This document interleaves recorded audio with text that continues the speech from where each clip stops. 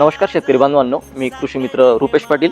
आज आपण मक्याचं नियोजन हे करणार आहोत। म्हणजे एक साधारणतः व्हिडिओ बनवण्याचं कारण तेच आहे, आपण पारंपरिक पद्धतीने मक्का न लावता आपण यावेळेस चिनी तंत्रज्ञान आधारितवर मक्का लावणार आहोत। त्याचं गणित असं असणार आहे, पारंपरिक पद्धतीने आपण जेव्हा मक्का लावतो तेव्हा 2 ड्रिपचं अंतर आपलं 4.5 फूट असतं। यावेळेस आपण ते अंतर तेच घेणार आहेत, पण आपण जेव्हा टोकन करतो मक्याची ते 9 इंचावरती एक एक दाणा आपण टाकत जातो। यावेळेस आपण तसं न करता 2-2 दाणे 15 इंचावरती आणि ड्रिप टू ड्रिपचं अंतर आपलं 4.5 फूट आणि हा जो स्पेस आहे ड्रिप पासून 20 इंचावरती 2 दाणे इकडं, 20 इंच तिकडं 2 दाणे, असं आपण नियोजन करणार आहोत। याचा काय होईल, आपली जी रोपांची संख्या आहे पारंपरिक पद्धतीने जेव्हा आपण मक्का लागवड करतो तेव्हा एकरी आपले 25 ते 26 हजार रोपं बसतात, पण ह्या टेक्नॉलॉजीने जर आपण गेलो तर आपले 35 ते 36 हजार म्हणजे एकरी आपल्याला 10,000 रोपांची संख्या जास्त वाढणार आहे। याचा काय होईल, जे आपलं उत्पन्नात आहे म्हणजे साधारणतः आपण 150 ग्रॅमचं जर कणीस पकडलं तर आपले 30 ते 35 हजार, जे आपण 35 ते 40 क्विंटल आपण मक्याचं उत्पन्न घेतो, पण याचा आपल्याला 15 ते 20 क्विंटलने अधिक उत्पन्न घेण्यास मदत होईल। याचं पुढचं शेड्यूल असं असणार आहे, जेव्हा आपण मक्का लागवड केल्यानंतर आपण साधारणतः 21 दिवसानंतर जेव्हा तणनाशक वापरतो तेव्हा आपण ॲमिट्रॉल हे टेम्बोट्रेन घटक असलेला आपल्याला ॲमिट्रॉल वापरायचं आहे। त्याच्यानंतर आपल्याला मक्का पिकाला 2 फवारणी करणार। साधारणतः पहिली फवारणी आपल्याला तणनाशकानंतर एक 8 ते 10 दिवसानंतर घ्यायची आहे। ती फवारणी अशी असणार आहे, आपल्याला फ्युजन 10 ग्रॅम प्रति 15 लिटर पंपासाठी वापरायचं आहे।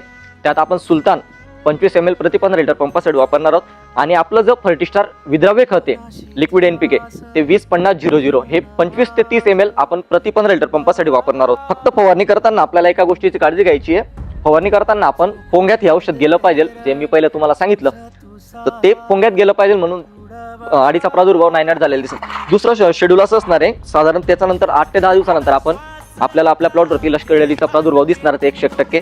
त्यावेळेस आपण सायरन हे आपल्याला 7 ते 8 ml प्रति 15 लिटर पंपासाठी वापरायचे। त्यात आपण झेनॉन 700 जे की आपलं झिंक ऑक्साईड फॉर्म मध्ये ते आपल्याला 25 ते 30 ml प्रति 15 लिटर पंपासाठी वापरायचे, ज्याच्यामुळे आपली मक्याचा प्लॉट पूर्णपणे अळीचा नायनाट झालेला दिसत। त्यानंतर आपल्याला एक शेवटचं ड्रिपद्वारे आपल्याला एक ॲडव्हान्स पेस्टिसाइड कंपनीचं ॲमिप्रो के हे साधारणतः आपल्याला 70 ते 75 दिवसानंतर मक्याला सोडायचं। याच्यानं काय होईल, आपल्या मक्याचे जे कणीस आहे ते पूर्ण भरलेले दिसन आणि त्याला एक चांगला रंग आलेला दिसन आणि एक म्हणजे दाणे जे ते वजनदार झालेले दिसन। हे झालं आपलं पूर्ण फवारणीचं शेड्यूल।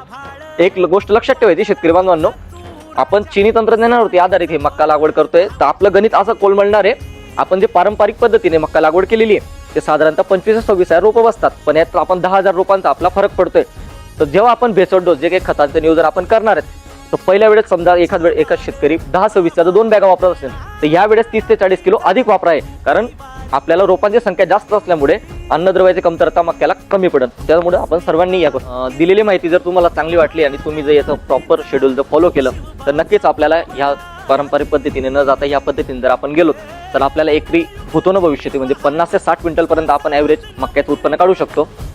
माहिती आवडल्यास व्हिडिओला लाईक करा, सबस्क्राईब करा आणि स्क्रीनवरती माझा नंबर दिसतोय, अधिक माहितीसाठी संपर्क करा। धन्यवाद। आपलाच कृषी मित्र रुपेश पाटील।